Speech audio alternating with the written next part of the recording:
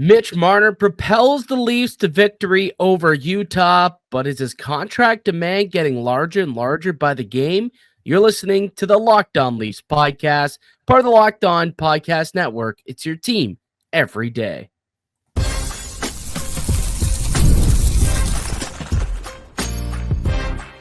You're Locked On Maple Leafs, your daily podcast on the Toronto Maple Leafs. Part of the Locked On Podcast Network, your team every day.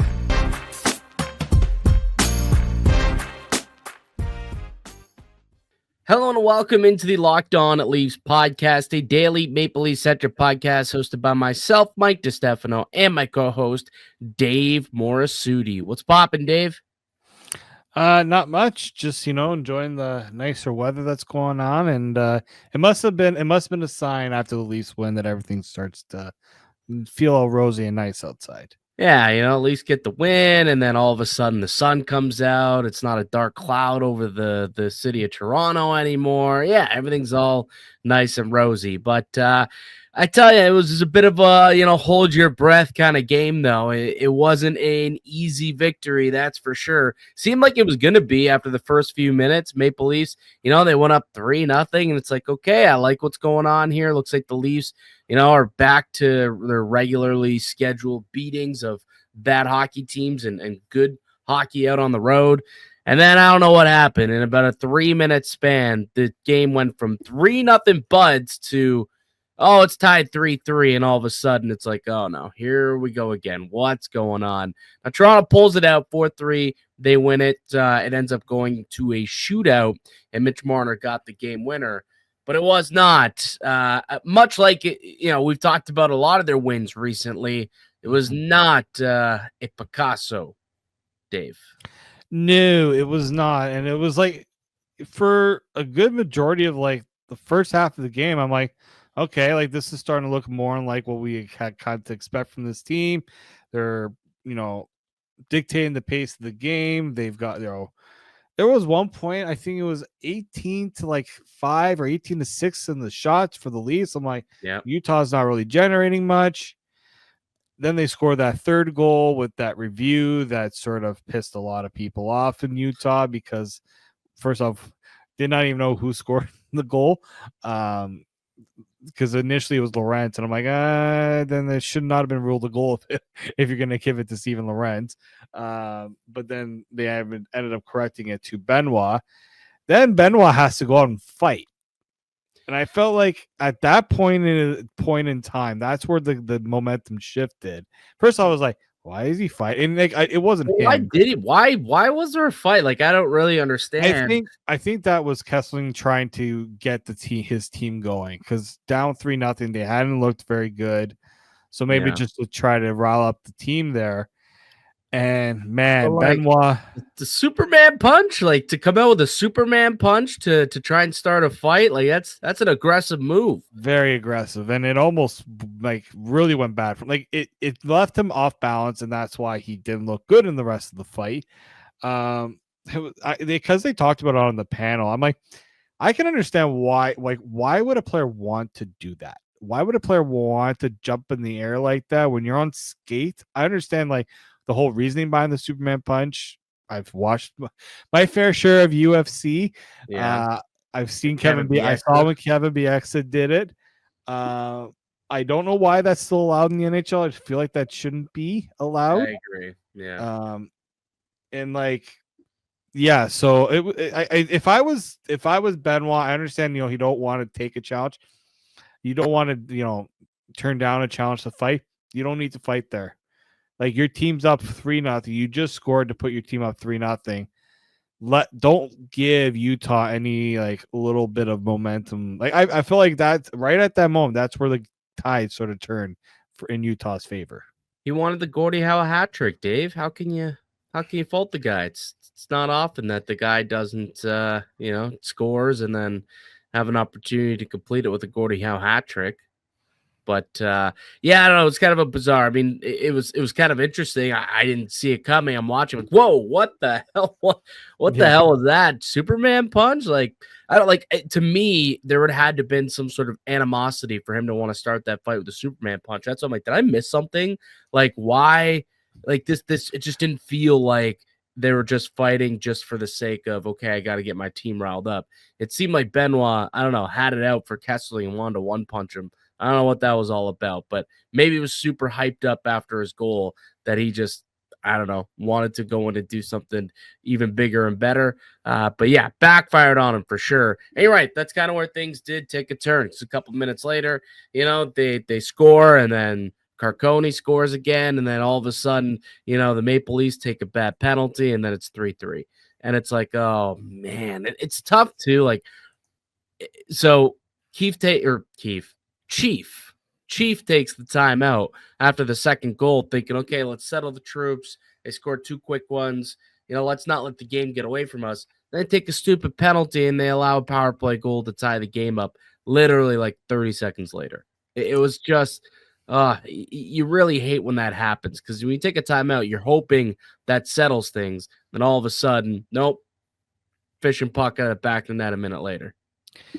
I understand the calls that were called against them weren't great, but let's also talk about the fact that they were very, very sloppy, right? And the reason why they took those penalties because Utah had them on their heels, right? And so, I mean, I'll give the OEL one. That was a ridiculous penalty. I don't know how the ref didn't notice that he was shoved off, like he was put off his mark.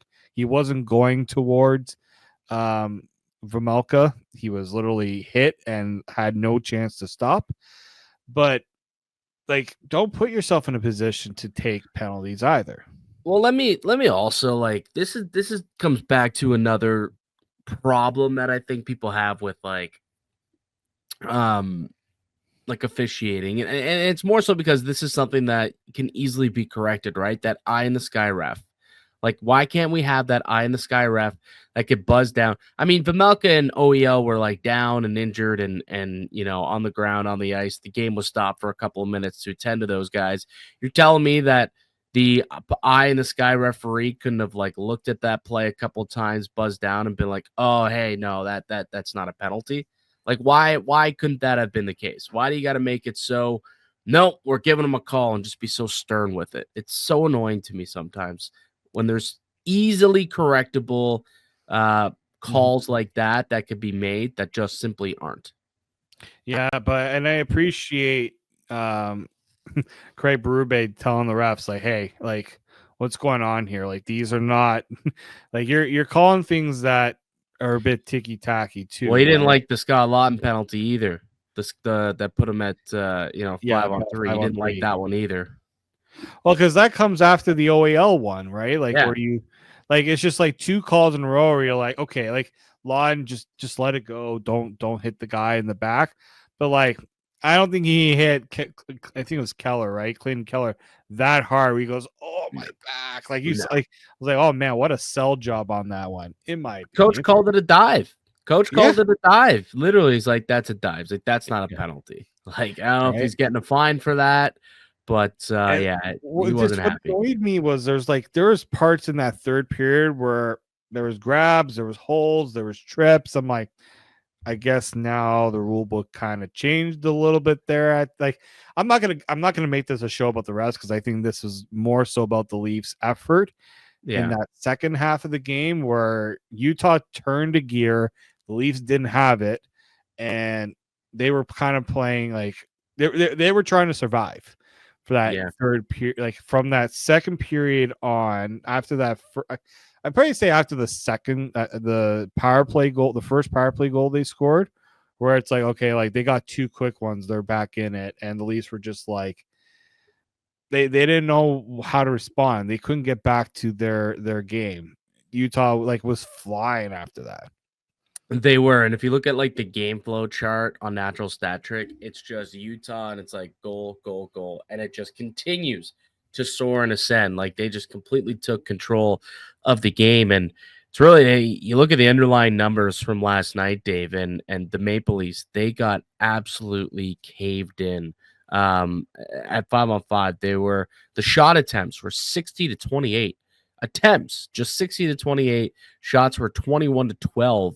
At 5-on-5, scoring chances 18-11, high danger chances 8-2. The Maple Leafs mustered up only 2 high danger chances the entire game, Dave.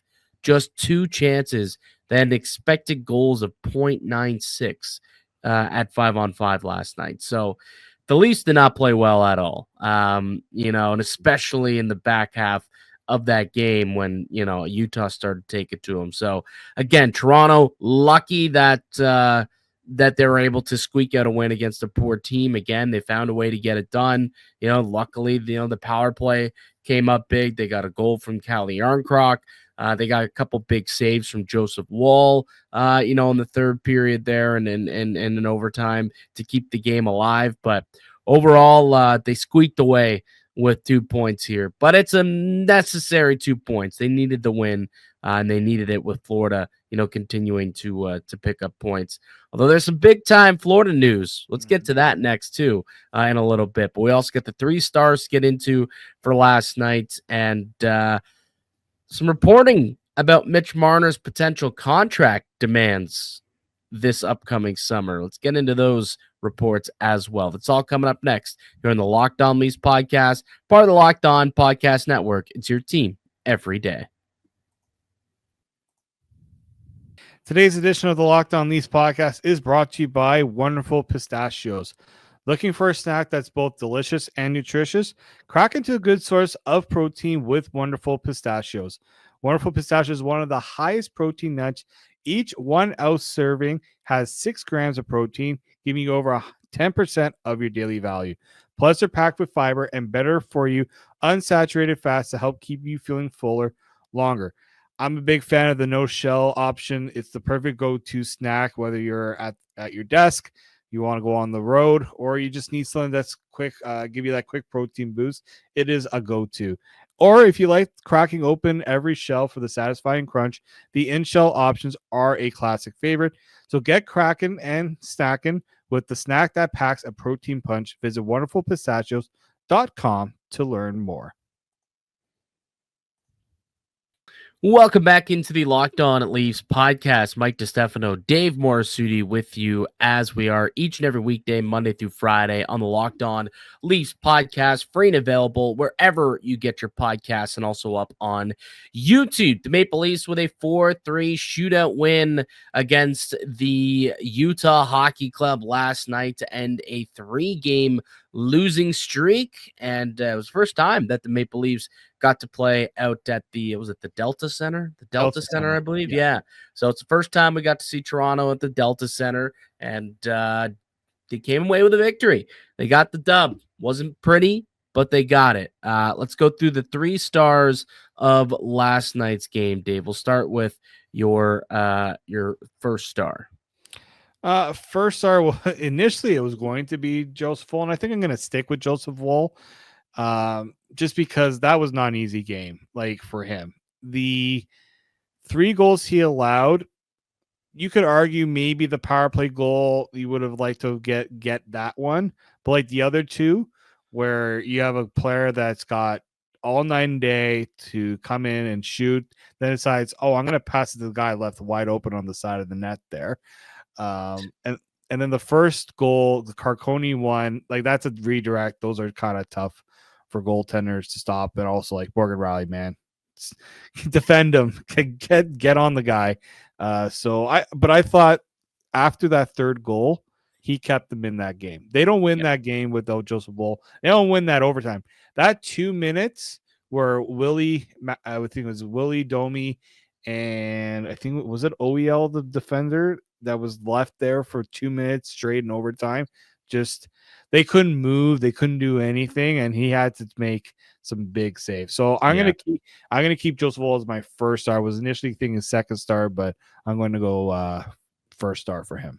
Yeah, I have the same dilemma where I'm thinking, all right, who do I go? But I think you're correct. I think Joseph Woll kept the team in it and gave them the chance to win it. Outside of that 3 minutes, he was the one of the best players for the Maple Leafs. It was good to see him bounce back. It's been a few, tough outings for the goaltenders. And again, there was that little, outing or section of the game where you're like, oh no, here we go again.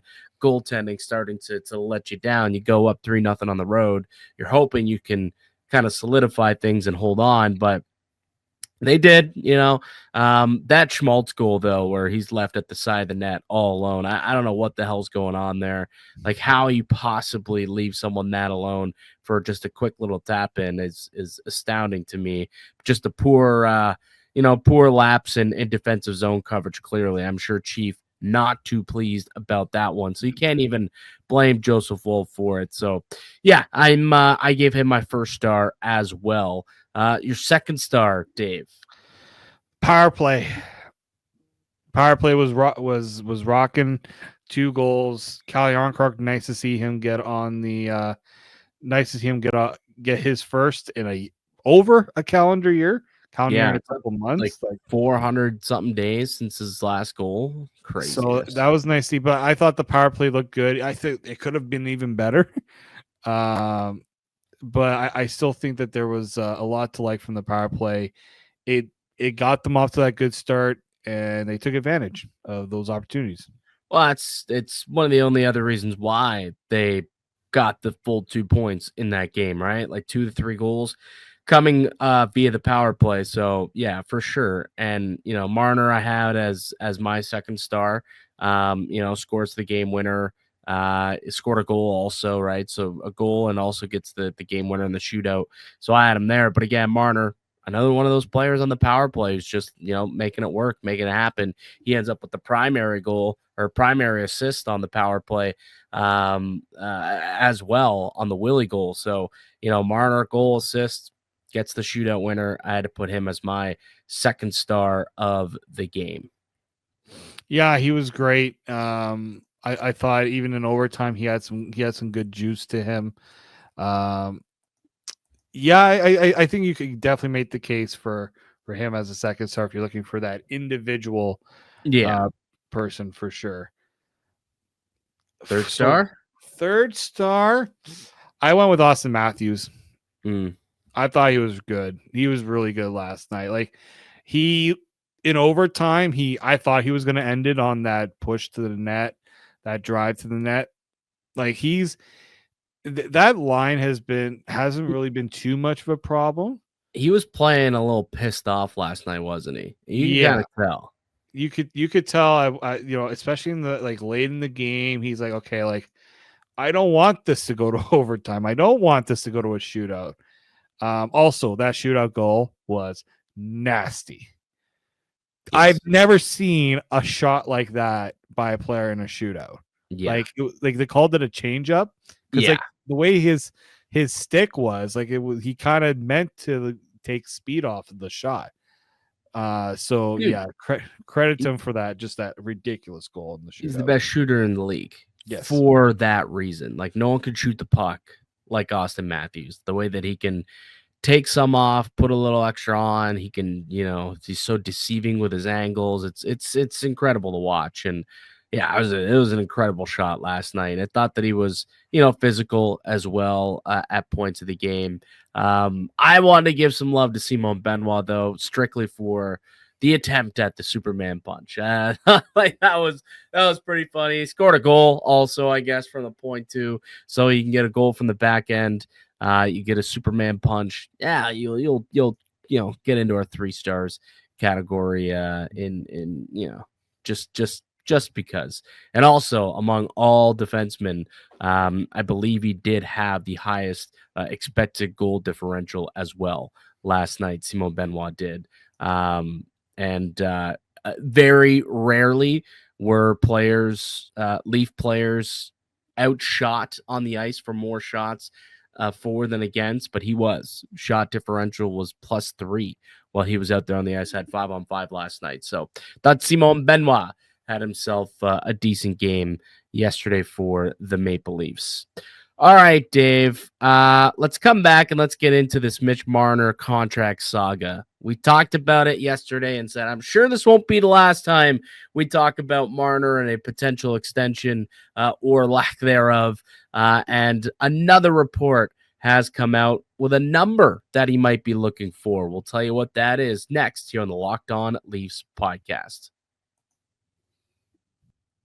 Today's episode is brought to you by Factor. Looking to optimize nutrition this year? Factor makes eating well easy with chef-prepared, dietitian-approved meals that are fresh, never frozen, and ready to heat and eat in just 2 minutes. With 40 options across 8 dietary preferences every week, you can customize your meals to fit your lifestyle, whether it's calorie smart, protein plus, or keto. Plus, Factor even offers wholesome smoothies, breakfast, and grab-and-go snacks to keep you fueled all day long. I love how Factor takes the stress out of meal planning. I recently tried the Protein Plus meals, and they were packed with flavor and kept me full all throughout the day. The convenience is unbeatable. No prep, no mess, just great food in minutes.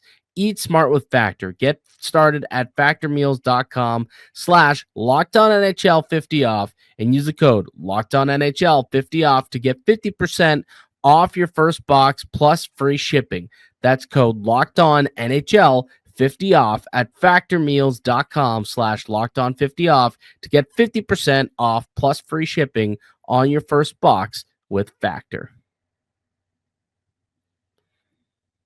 The Locked On Leafs podcast continues. Mike DiStefano, Dave Morassutti. It is Tuesday, March 11th, and we're coming ever so close to July 1st. It's a long ways away, but we're going to blink and it's going to be here anytime. And whether or not Mitch Marner signs an extension by then, I guess time will tell. But it's going to be a continued conversation until an extension is either met or not met up until that day. And according to David Pagnotta, Leafs reporter, there may be a semblance of what a deal could look like or what Marner's camp might be asking for in an extension. Yeah, so Pagnotta has been pretty adamant. I watched a lot of like the clips he's put out there, some of the articles he's written, and he doubled down it not long after the deadline. That he is pretty much saying that Marner wants a competitive contract and one that starts at $104 million over 8 years. So you do the math on that. $13 million a year is what he is looking for in a deal. So where are you at with that then? 13 million. He walks up to Tree and he's like, 13 million, that's my number to sign today, or I'm walking to free agency. How are you taking that if you're Brad True living in the Leafs? Well, if I'm Brad True living, I'm probably like kind of hoping to get a little less than that over an 8-year deal. Mm-hmm. Especially now after Rantanen signed for 12. I'll put the taxes aside for a second. Like, we're talking about an extra $1 million a year for Marner over Rantanen, which doesn't sound like a lot. You can't put the taxes aside. That's the problem. That's the problem. Now, what I will say here is Marner's, he is Canadian. It's a little different when it comes to the tax bracket for Canadians. This is quote unquote where he wants to be. So some people are wondering, well, if let's say the Leafs had put that contract out there, then why hasn't it been signed? I don't think the contract's been put out there. Otherwise, it probably would have been signed by now. Yeah. I think the Leafs want to get in between what Matthews and what Willie are getting. I think 12.5 is probably where they're looking. 12.5 is where they're looking. And like, are we really going to end this partnership over $500,000? Like, if that's the case, if the Leafs are hoping to get to 12.5 and Marner's hoping to get 13, like, who blinks first? You know what I mean? Like, I don't know. I see this for Marner. Okay, if you then want to go out and get yourself and see what free agency offers, now you got to get more in that 7-year deal. Or hope that you do like if the Leafs would trade to get that 8th year from another team. If you're looking for that, like that's the tough part for Marner's. Now it's like you probably would find a team that's going to pay for that extra. They probably would, but it's like then you're going to a team like Chicago, Buffalo, Philly, Carolina. Because we know Carolina would have done it. Maybe LA. I've heard LA's got some money to work with this offseason. So, like that. You that's the thing you have to decide on. I don't know if it's more so the money. It's more so, are you really willing to leave Toronto, the place you're most comfortable? I know that there was a talk. I don't know if you watched any of the Kipper and Bourne, sort of like how Marner's kind of always been. It hasn't been easy on him. Let's just say the media around him and all the talks around him. But in a way, I still think this is where he probably wants to be. Yeah. Are you willing to play poker enough to tell the Leafs, nah, I'll go to free agency and forego that 8th year and forego being in Toronto and going into a situation that you don't really know anymore? Yeah. I feel it's like a Steven Stamkos. If I'm being honest with you, this is maybe like Stamkos was pretty similar because he actually took meetings with other teams before obviously going back to Tampa. But there was the first time around that first time around where there was no guarantee that Stamkos was going back to Tampa. Ultimately, he decided despite all the razzle dazzling he got, especially from Toronto, remember, the entire CEO was there. It wasn't enough to convince him to leave Tampa. So I think if you're the Leafs, that's probably what the Leafs are doing right now. Is they're kind of pushing this idea that Mitch wants to stay and kind of testing that a bit. Yeah, and we'll see what comes of it. They've been trying to get this contract locked down, and the Marner camp's kind of been, they just want to keep pushing it to the end a bit. Well, as Chris Johnston, said on was it Friday on Overdrive, like they seem more than willing to take this to market at this point, and you might as well, I guess, and see what's out there. If the Leafs deal is always going to still be on the table, which, well, I guess technically it's not. As of July 1st, you can no longer get that 8th year either with Toronto too, right? So I guess technically if you want that 8th year, you still got to make that, you can't go to market. You got to get that contract, but yeah, we'll see what ends up happening. 13 million, 12 and a half. I hope that this thing does not really get squashed and this entire relationship doesn't go up in flames over $500,000 in AAV. Mm-hmm. Like that would just be awful if that's, if they can't somehow bridge a gap from that small of a contract negotiation. What I will say is the Leafs, they got 27 million in cap space next year, though. You take 13 million of that, you're down to just 14 million left in space after, it's going to grow quite a bit next year. But you give 13 million of that to Marner, and now all of a sudden you've got, 14 million left. You got Tavares to sign, Nyes, and that's pretty much it. And that's the thing. I think Marner's camp knows that. With the cap going up, there's a lot of space available, and it's not as difficult as a decision because there's not as much cap maneuvering going forward, not only next year, but into the years after that as well, that I think they know, like, hey, there's money to give here. So you might as well give it to us instead of, handing an extra $500,000 to a, third line center or a fourth line winger, a guy like Camp or a guy like, Yarncroc later on this season, or Yanni Hakanpää, you signed a $1.4 million to play 2 games for you. Like, instead of giving those guys a little extra money, give it to your superstar, give it to Mitch Marner. And I think that obviously plays in Marner's camp and their hands as well, knowing how much space the Maple Leafs have this summer. Yeah, and not just this summer. There's also next summer. Right. Moving forward, yeah. Like, I think the Leafs can also think of, like, long-term planning in terms of, okay, if there's a real possibility that Mitch decides to walk, you then have to decide, A, what would be your plan B? And does your plan B mean, do we push really hard for this offseason, or do you wait until the next offseason and there'll be more guys? I'm not going to name one guy, but I'm just saying. I see what you're saying.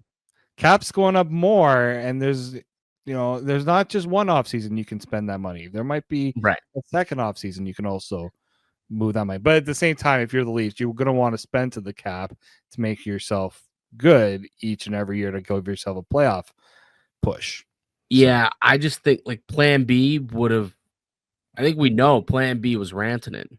Yeah, like I think that was Plan B, right? So like now we're on to Plan C. Would be on to Plan C at that point. Yeah, and there's nothing close to Rantanen and Marner, No. right? Like there's a seismic gap between those two players and the rest of free agency, and I think that's where the Leafs are going to be like, yeah, okay. I mean, what do you're we going want to to be filling do a here? few holes rather than going out and getting one guy. You're going to go and grab a few, two or three guys that might fit needs, but not exactly replace what you're going to miss out in a Marner or Rantanen. Right. And a Marner who, again, 100-point Selke candidate, kills penalties, excels on the power play, plays in all situations, scores shootout winners. Like, it's a good player, man. Good players don't grow on trees. That's for damn sure. So it'll be interesting to see, where this all comes to a head. All right, that'll do it for us here today on the podcast. I'd like to thank you all for listening and supporting the show. You can subscribe to the Locked On Leafs podcast on all platforms and receive daily Leafs content. Follow myself on Twitter at Mickey_Canuck. Follow Dave at D_Morassutti, and follow the show as well at Locked On Leafs. We'll be back with another episode for you guys tomorrow. But until then, keep it locked right here on Locked On Leafs.